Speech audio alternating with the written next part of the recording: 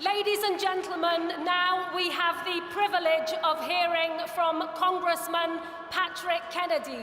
Please do join me in giving him a very warm welcome. Thank you all very much. It's great to be back with all of you.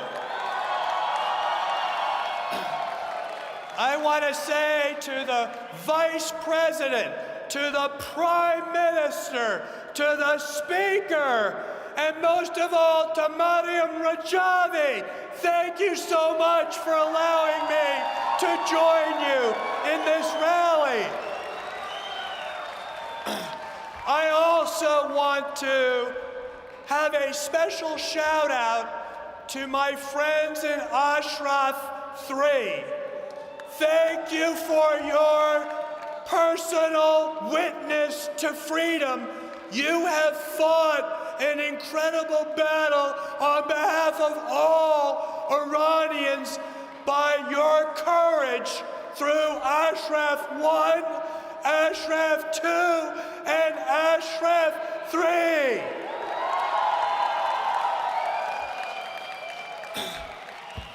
I want to join you today to celebrate this 60th anniversary of the MEK. How powerful, as the speaker just said, it is to see over 60 years of sacrifice by members of the MEK. Every single year, the MEK has been tortured, has been jailed, has been murdered. But has that stopped the MEK? No, it hasn't.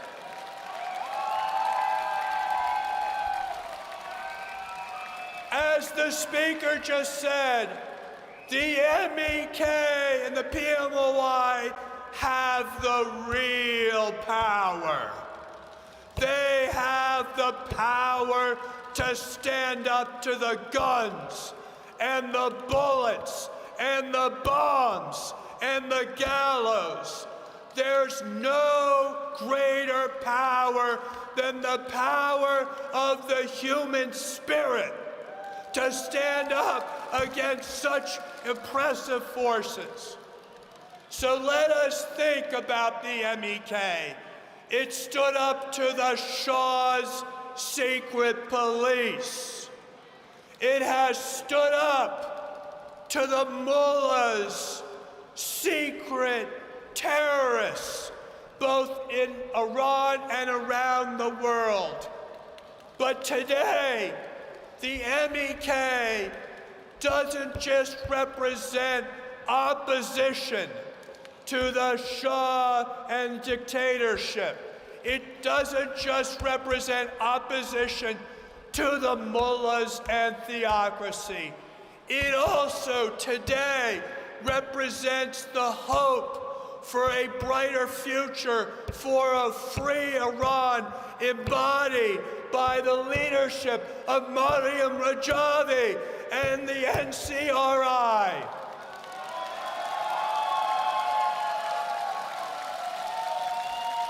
I want to thank my European colleagues for being here to say enough is enough with appeasement.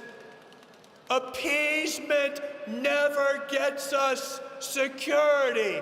Appeasement invites fascism to continue to prevail. And so we need to double down on the sanctions. We need to double down on ensuring that the IRGC is held accountable. We, at this time in history, must stand up in a united way, free people everywhere in the world against the kind of oppression represented by the mullahs in Iran. So you see me, you see Vice President Pence, you see the Speaker and the Prime Minister, you see people from every corner of the world. And isn't it something we're also here with our great friend, Alejo Vidas Cuadras, our living martyr of the movement.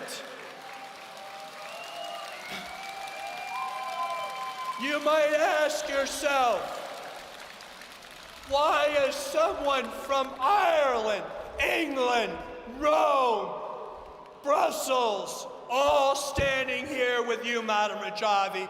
Because you know what? This just isn't an Iranian issue.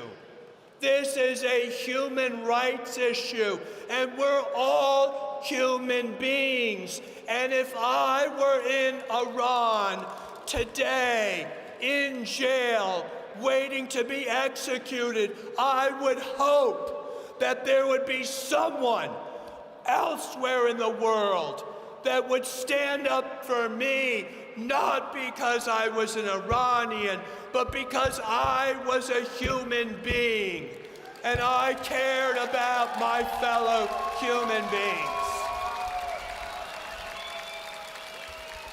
So I will conclude with this. My uncle, President Kennedy, in the height of the Cold War in Berlin, said, "Ich bin ein Berliner." And when he said that, John F. Kennedy said that all people who were free around the world stood with the people in Berlin during that siege. And so today, as John F. Kennedy's nephew, I'm proud to echo his words in Berlin and say, Man Irani Hastam.